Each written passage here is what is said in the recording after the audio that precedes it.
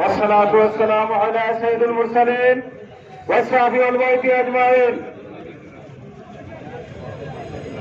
Sylhet city কর্পোরেশনের গুরুত্বপূর্ণ word 10, 11, 12 এবং 13 কর্তৃক আয়োজিত আজকের এই মানববন্ধন কর্মসূচির সংগ্রামী সভাপতি উপস্থিত রয়েছেন সিলেটের বিশিষ্ট রাজনৈতিক দলের নেতৃবৃন্দ, বিশেষ করে বাংলাদেশ জামাত ইসলামীর কেন্দ্রীয় মন্ত্রিসভার অন্যতম সদস্য সিলেট জেলা জামাতের সংগ্রামী আমির জননেতা মাওলানা হাবিবুর রহমান, সিলেটের বিভিন্ন এলাকার নির্বাচিত সাবেক জেলা প্রতিনিধিবৃন্দ, অত্র এলাকার বিভিন্ন শিক্ষা প্রতিষ্ঠান থেকে আগত ছাত্রছাত্রীবৃন্দ, সম্মানিত এলাকার সর্বস্তরের জনসাধারণ, আসসালামু আলাইকুম ওয়া রাহমাতুল্লাহি ওয়া বারাকাতুহু।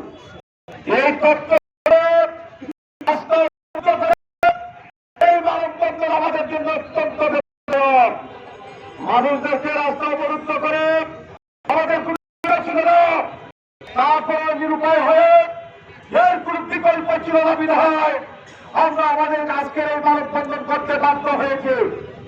সংগ্রামী ভাইয়েরা আমার, আমরা ছোটবেলায় পড়েছিলাম একজন ডাক্তার এবং ইঞ্জিনিয়ারের মধ্যে পার্থক্য কথা দেব। আমরা জেনেছিলাম একজন ডাক্তারের ভুলের কারণে একজন মানুষের জীবন যায়, আর একজন ইঞ্জিনিয়ারের ভুলের কারণে শত শত মানুষের জীবন যায়।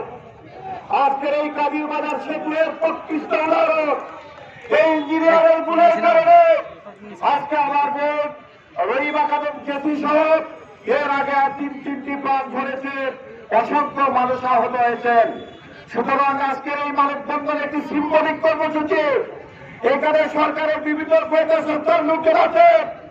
আপনাদের মাধ্যমে সরকারকে আমরা অবহিত করতে চাই, দ্রুত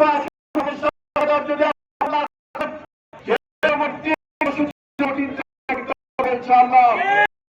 জনগণের দাবি আদায়ের ক্ষেত্রে বিগত দিন থেকে সিলেটের একটা ঐতিহ্য রয়েছে, দল মত নির্বিশেষে আমরা অগ্রগত।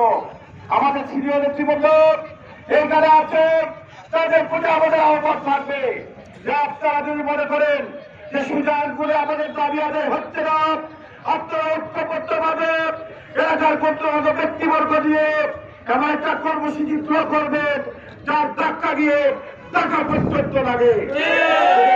শক্ত কর্মসূচি পারি